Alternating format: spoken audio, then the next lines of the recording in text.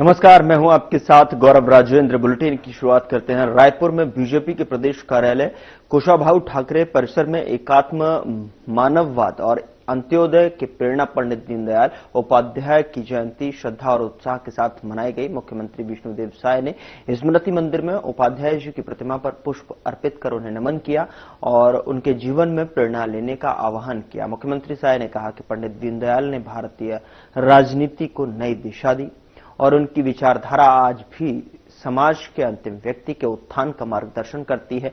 उन्होंने कार्यकर्ताओं से कहा कि वे उनके आदर्शों पर चलकर समाज सेवा और राष्ट्र सेवा में सक्रिय योगदान दें। और वहीं कार्यक्रम में बीजेपी नेताओं ने दीनदयाल उपाध्याय के व्यक्तित्व और कृतित्व पर प्रकाश डाला है। फिलहाल कार्यक्रम में प्रदेश महामंत्री, कैबिनेट मंत्री, विधायक, महापौर और बड़ी संख्या में कार्यकर्ता मौजूद रहे।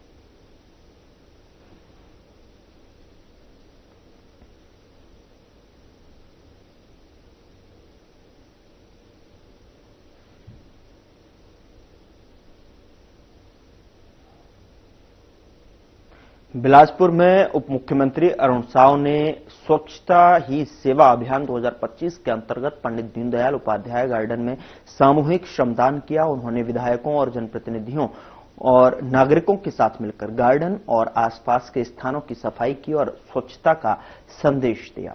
इस अवसर पर उप मुख्यमंत्री ने पंडित दीनदयाल उपाध्याय की प्रतिमा पर माल्यार्पण कर उन्हें नमन किया। कार्यक्रम में स्वच्छता दीदियों को किट और साड़ी वितरित की गई, साथ ही पौधारोपण भी किया गया। उप मुख्यमंत्री अरुण साव ने कहा कि पंडित दीनदयाल उपाध्याय अंत्योदय के प्रणेता थे और उनकी विचारधारा के अनुरूप देश में पीएम आवास, आयुष्मान भारत, उज्ज्वला और स्वच्छता जैसी योजनाओं से लाभ पहुंचाया जा रहा है। इसके अलावा उप मुख्यमंत्री ने जीएसटी 2.0 पर व्यापारियों से चर्चा की और पीएम स्वनिधि 2.0 के हितग्राहियों को यूपीआई बॉक्स वितरित किए।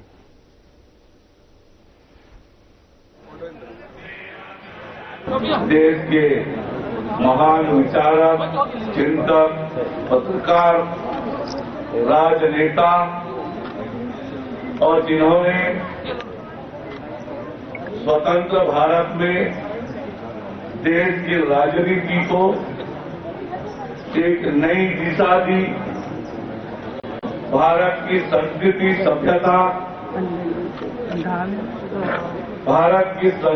सभ्यता के आधार पर इस देश की राजनीति में एक नए राजनीतिक मार्ग का दर्शन कराया। ऐसे पंडित दीनदयाल उपाध्याय जी की 109वीं जयंती मनाने के लिए हम सब यहां पर एकत्रित हुए।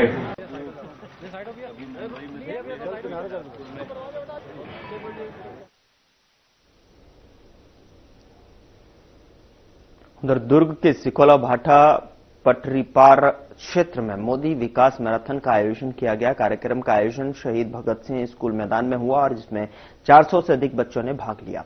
मैराथन सुबह 7 बजे सिंधिया नगर से शुरू होकर बुधवारी बाजार, झंडा चौक, हनुमान नगर होते हुए वापस भगत सिंह स्कूल पहुंची और इस दौड़ में क्षेत्रीय पार्षदगण, स्कूल प्राचार्य, शिक्षक और छात्रों ने सक्रिय भागीदारी दिखाई। विशेष रूप से स्वामी आत्मानंद स्कूल के बच्चों ने उत्साहपूर्वक दौड़ में हिस्सा लिया। कार्यक्रम में निगम एमआईसी मेंबर देवनारायण चंद्राकर, पूर्व पार्षद अरुण सिंह, वार्ड 14 की पार्षद ललित ठाकुर, वार्ड 17 की पार्षद सुरुचि उमड़े, 15 से पार्षद राज कुंजन, खेल प्रभारी अश्विनी साहू और वार्ड 20 की पार्षद सावित्री दमाहे मौजूद रहे। स्कूल प्राचार्य जेलांबा ने जानकारी दी कि युवा प्रतिभाओं ने इस मैराथन में भाग लेकर खेल और स्वास्थ्य के महत्व को प्रदर्शित किया है।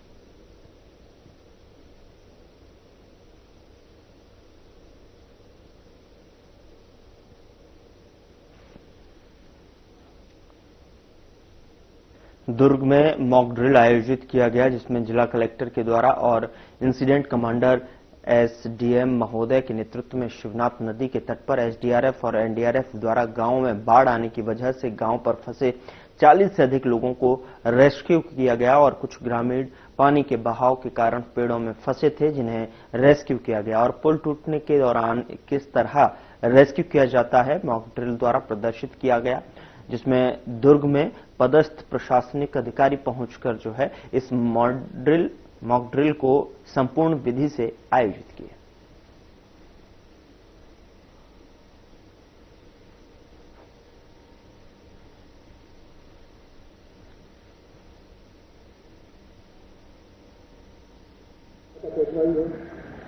जी नमस्कार, मैं team commander Arun Lamba NDRF से हूं और हमारा एक टीम यहाँ पे भिलाई में रहता है 40 आदमी का, जो दुर्ग के अंडर आता है। और आज जैसे हमको पता था कि एक राज्य स्तर की मॉक अभ्यास है बाढ़ के ऊपर, तो एनडीआरएफ और एसडीआरएफ दोनों ने मिलकर आज अभ्यास किया है। और अभ्यास का मेन उद्देश्य ये था कि आने वाले टाइम में जब हमको रियल में काम करना पड़ता है तो हम एक दूसरे को जान पाएं और बेहतरीन काम कर पाएं। बचाव का किस तरह का उपाय जो बाढ़ में फंसे लोग, जो बाढ़ में फंसे हैं, पहली बात तो उनको आज हमने इम्प्रोवाइज डिवाइस दिखाए हैं जो खुद से बनाए जा सकते हैं, जो घर पे बना के रखने चाहिए। कभी बाढ़ आती है तो उनका यूज करना चाहिए।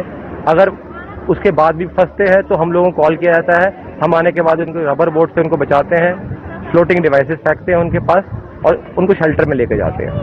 हमारे चैनल के माध्यम से क्या अपील करना चाहते हो जनता को? अगर क्या जनता को मैं यही बोलना चाहूंगा कि जो आज हमने इनको इम्प्रोवाइज डिवाइस दिखाए हैं कि कैसे वो उनको बनाया जाता है, कैसे उनको हम यूज कर सकते हैं, वो अपने घर में बना के रखें ताकि कभी आपातकालीन स्थिति में वो उनको यूज करके फंसे ना और बाहर निकल पाए। आपका परिचय? मैं team commander Arun Lamba NDRF से हूं। हमारा मेन जो है बटालियन 3rd बटालियन वो उड़ीसा में है। एक टीम हमारी यहाँ पे भिलाई में रहती है। राजनाथ गांव में पटवारी की आईडी चुराकर जमीन की दस्तावेजों में छेड़छाड़ की गई है, और वो भी तब जब पटवारी संघ हड़ताल अपनी मांगों को लेकर हड़ताल पर थे। पूरा मामला लखेरी निवासी शैलेश जैन की जमीन से जुड़ा हुआ है। दरअसल आपको बता दें कि जहां उनकी मां के नाम की जमीन अचानक किसी और के नाम चढ़ा दी गई। 6 जनवरी को सरकारी सिस्टम में लॉगिंग कर दस्तावेजों में हेराफेरी की गई और जो आईडी इस्तेमाल हुई वो थी एक पटवारी की, जो उस वक्त अपनी मांगों को लेकर हड़ताल पर बैठे थे। इस मामले की शिकायत खुद पटवारी ने की है और शक की सुई जो है अब विभाग में पदस्थ एक अन्य कर्मचारी की ओर घूम रही है। लेकिन हैरानी की बात यह है कि अब तक कोई एफआईआर दर्ज नहीं हुई है। साथ ही शिकायत एसडीएम, तहसील, पुलिस थाना हर जगह की गई, लेकिन नेताओं के दबाव के चलते अब तक मामला ठंडे बस्ते में है। तहसीलदार तक कोई जवाब नहीं दे पा रहे हैं।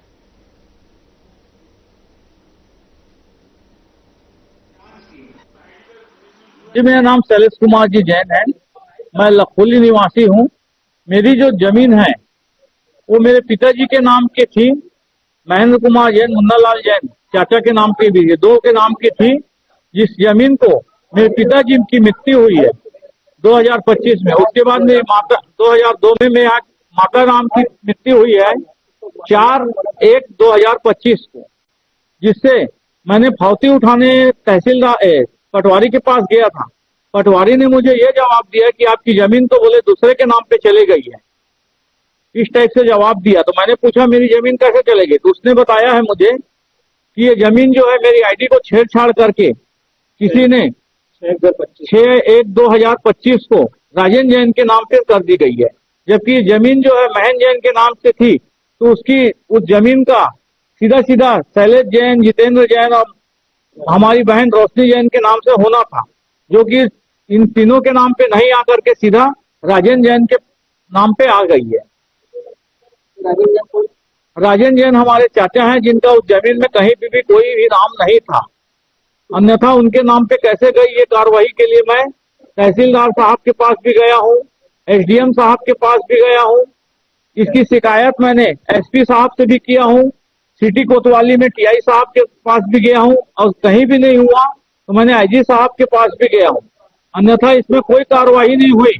तो मैं भाजपा के नेता जो है कोमल सिंह राजपूत के पास भी गया। उसके बाद में मैंने खूबचंद पारक जी से भी शिकायत की। और जितेंद्र मुलियार जो है कांग्रेस के नेता, उनके पास भी गया, लेकिन आज तक कोई कार्रवाई नहीं हो रही है। मुझे खाली गोल गोल घुमाया जा रहा है। ये कार्रवाई राजस्व की है। आप तहसीलदार से मिले, तहसीलदार साहब के पास जाता हूं तो वो बोलते हैं कि इसमें FIR हो सकता है। आप थाने में जाइए, TI साहब से मिलिए, और वो तहसीलदार साहब ये बोलते हैं कि इसमें मैं थोड़ी धारा बताऊंगा, ये तो TI साहब बताएंगे धारा इसमें क्या लगना है। और TI साहब बोलते हैं कि इसमें जवाब हमारे को तहसीलदार साहब कुछ भी नहीं दे रहे हैं, इसमें हम कैसे कार्रवाई करें। इसी तरह मुझे गोल गोल घुमाया जा रहा है। कौन पटवारी जो आपको? पटवारी जो है देवव्रत यदु पटवारी है। तो अब क्या चाह रहे हो?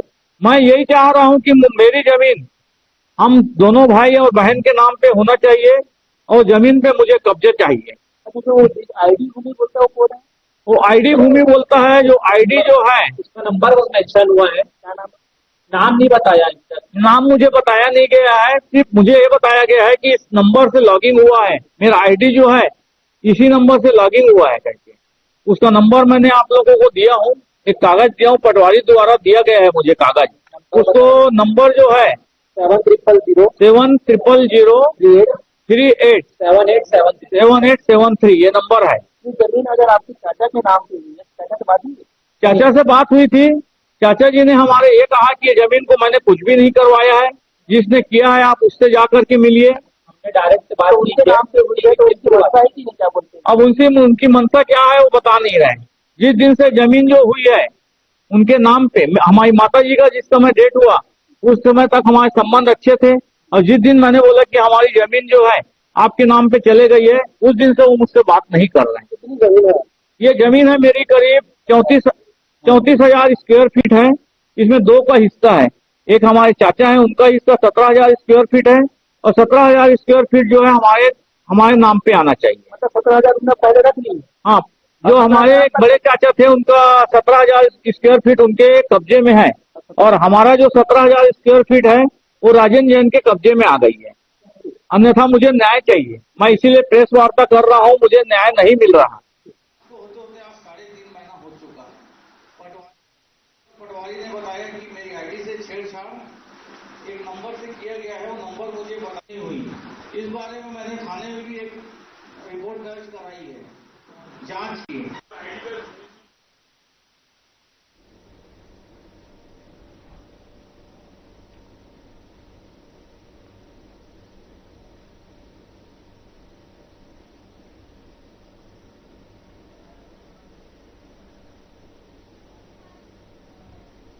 यहां रुक रहे हैं एक छोटे से ब्रेक के लिए। ब्रेक के उस पार खबरों का सिलसिला लगातार जारी है।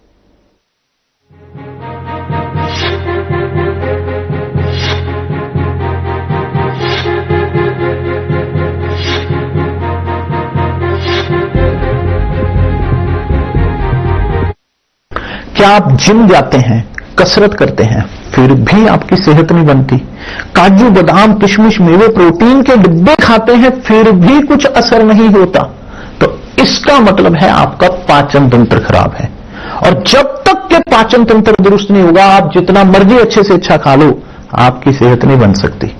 इसलिए हमारी संस्था सन्यासी आयुर्वेदा ने एक ऐसी दवा का निर्माण किया है जो कि आपके लिवर, आपके पाचन तंत्र को दुरुस्त करने का काम करती है, ताकि आप जो भी खाएं उसका पूरे का पूरा निचोड़ आपके शरीर को लगे, आपकी भूख बढ़े, खाया पिया सही से लगे, नया खून बने, हड्डियों में जान आए, वजन बढ़े और आप मोटे तगड़े खूबसूरत पर्सनैलिटी का मालिक बन जाए। सिर्फ 699 रुपए की पूरे 1 महीने की दवा होती है, और आप इसे घर बैठे 01145454545 पर फोन करके दवा मंगवा सकते हैं। क्या रंग खिला, क्या रूप सजा, मैंने ही नहीं दुनिया ने कहा।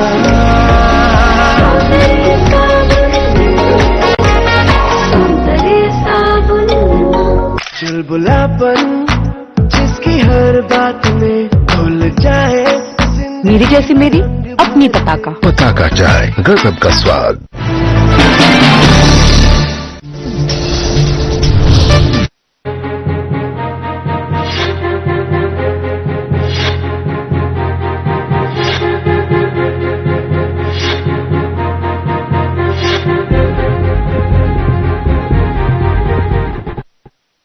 ब्रेक के बाद स्वागत है आपका। खबरों में आगे बढ़ते हैं। डोंगरगढ़ में नवरात्र के तीसरे दिन मां बमलेश्वरी धाम में आस्था और राजनीति का संगम दिखा। बता दें कि विधानसभा अध्यक्ष डॉक्टर रमन सिंह और वन मंत्री केदार कश्यप ने मंदिर पहुंचकर माता के दर्शन किए और प्रदेश की खुशहाली की कामना की। इसी मौके पर करोड़ों की लागत से बने मां बमलेश्वरी पर्यावरण परिक्रमा पथ का लोकार्पण किया गया, जहां पर मंदिर ट्रस्ट पदाधिकारी और बीजेपी कार्यकर्ता बड़ी संख्या में मौजूद रहे। करोड़ों की लागत से तैयार यह परिक्रमा पथ अभी तक श्रद्धालुओं और स्थानीय निवासियों से ज्यादा असामाजिक तत्वों का अड्डा बनकर रहा गया है। डॉक्टर रमन सिंह ने खुद स्वीकार किया कि यह पथ तभी सार्थक होगा जब इसका वास्तविक उपयोग भक्तों और आम जनता के लिए सुनिश्चित हो सके।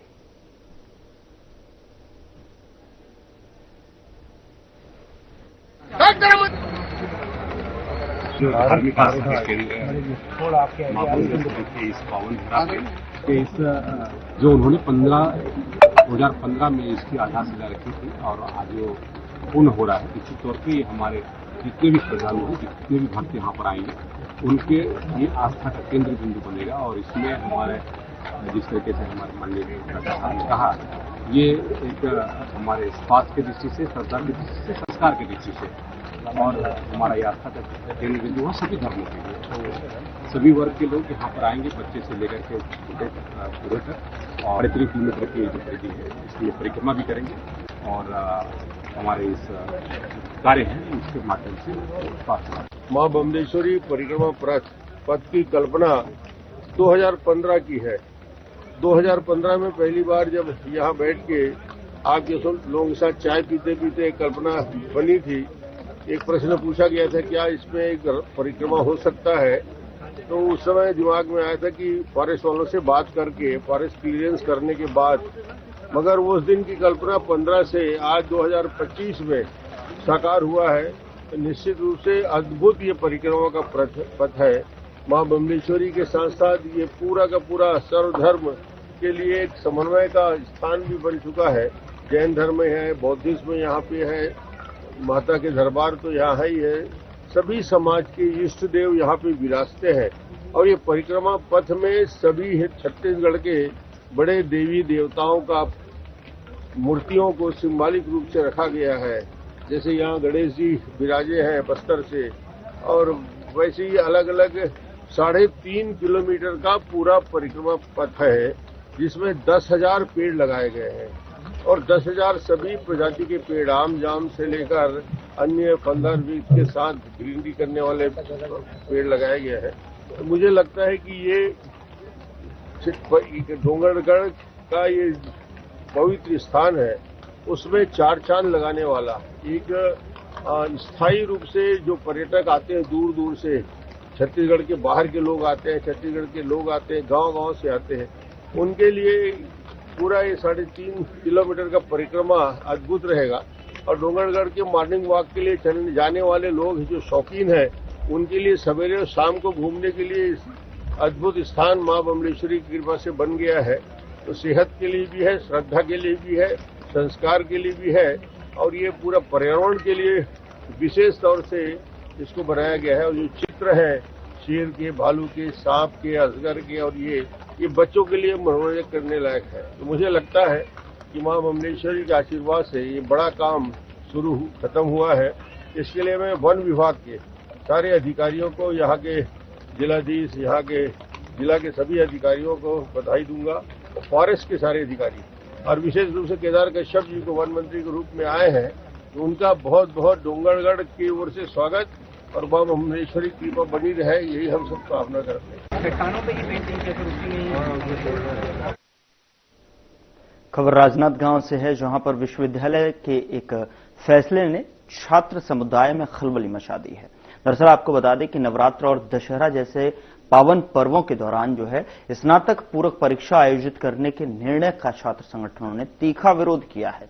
छात्र संघ के पूर्व अध्यक्ष और युवा नेता ऋषि शास्त्री नेतृत्व कर रहे हैं और उनके मार्गदर्शन में एनएसयूआई कार्यकर्ताओं ने मोर्चा खोल दिया है। छात्रों की मांग है कि धार्मिक पर्वों का सम्मान किया जाए और परीक्षा को 2 दिन बाद लिया जाए। परंतु जब एनएसयूआई अध्यक्ष अमर झा और राजा यादव ने प्राचार्य को ज्ञापन सौंपा तो प्राचार्य ने लेने से इनकार कर दिया और इसके बाद गुस्साए छात्र नेताओं ने कॉलेज के दफ्तर के बाहर ज्ञापन चस्पा कर दिया। मामला बढ़ता देख नायब तहसीलदार बीच में आ गए और कांग्रेस प्रवक्ता अभिमन्यु मिश्रा और हर्ष खोबरागड़े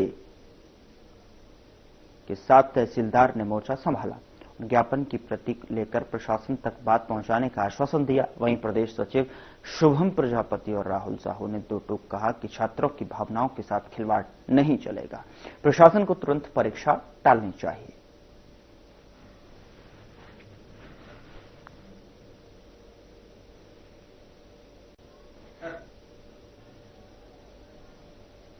शिक्षा विभाग मंत्रालय द्वारा एक सूचना जारी हुई जिसमें नवरात्र पर्व एवं दशहरा पर्व को लेकर के दिनांक 29 से लेकर के दिनांक 4 तारीख तक अवकाश रखा गया था।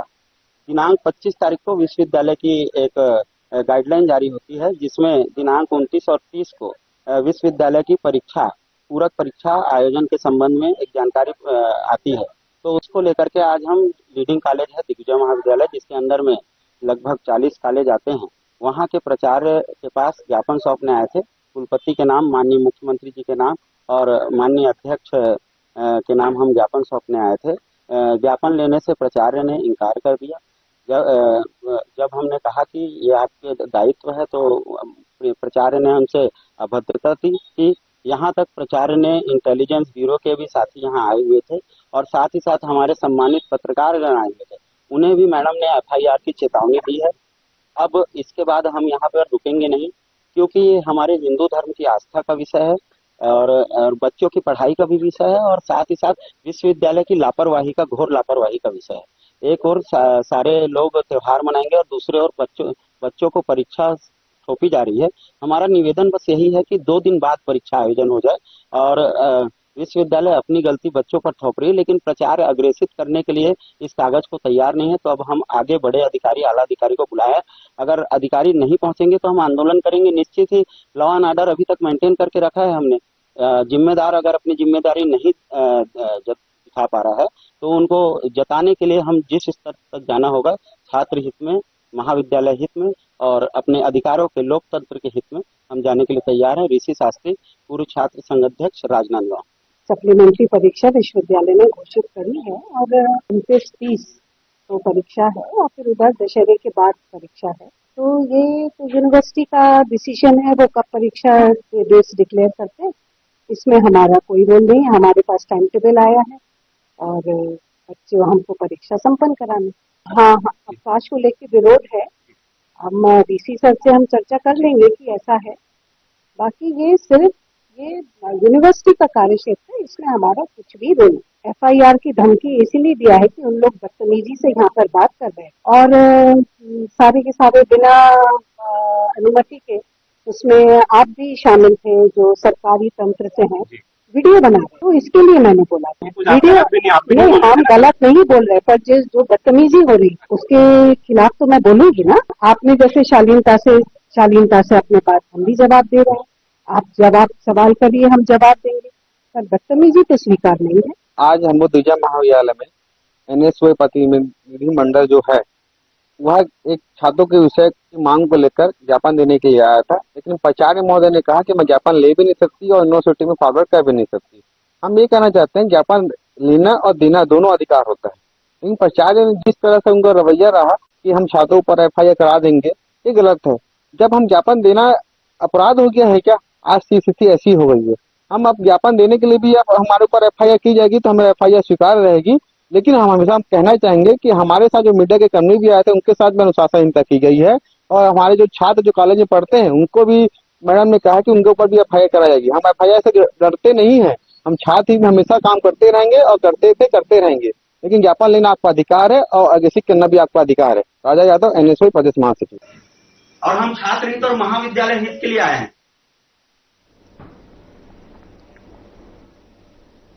छत्तीसगढ़ के राज्यपाल रमेन डेका के बाबा भोरमदेव मंदिर परिसर में आगमन पर उप मुख्यमंत्री एवं पंचायत और ग्रामीण विकास मंत्री विजय शर्मा ने बुके भेंट कर आत्मीय स्वागत और अभिनंदन किया। इस अवसर पर कलेक्टर गोपाल वर्मा, पुलिस अधीक्षक धर्मेंद्र कुमार छवई और डीएफओ निखिल अग्रवाल सहित जनप्रतिनिधियों और अधिकारियों ने भी राज्यपाल का हार्दिक स्वागत किया।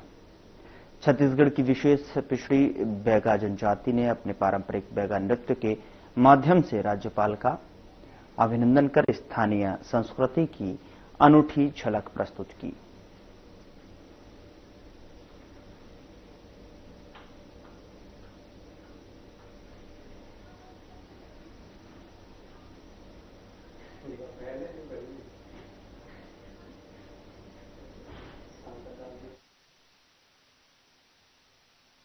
नमस्कार। बैल वाली सांकड़ डाल दी है कि गले में